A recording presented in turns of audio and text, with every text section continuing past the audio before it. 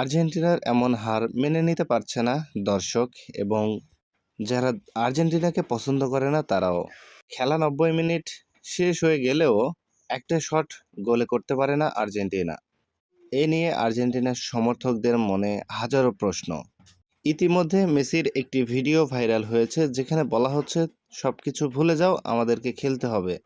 এই কথাকে ঘিরে নতুন করে আরও বেশি প্রশ্নবিদ্ধ হয় এই ফাইনাল খেলাটি এবং তদন্তে একসময় দেখা যায় যে স্টেডিয়ামের স্নাইপার তাক করে রয়েছে এবং খেলা শেষে রেফারি লাইভে এসে বলেন, যে কোনো মূল্যে আমাকে স্পেনকে জিতিয়ে দেওয়ার নির্দেশ আসে।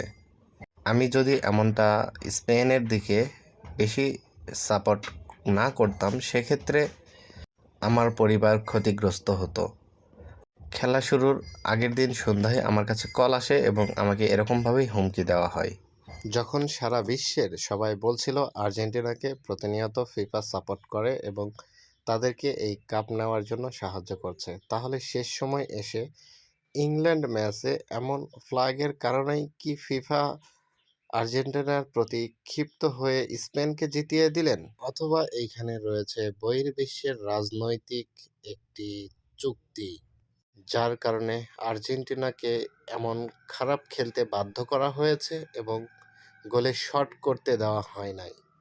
আপনি কি মনে করেন এই খেলার পিছনে কি লুকিয়ে রয়েছে? কমেন্ট করে জানান।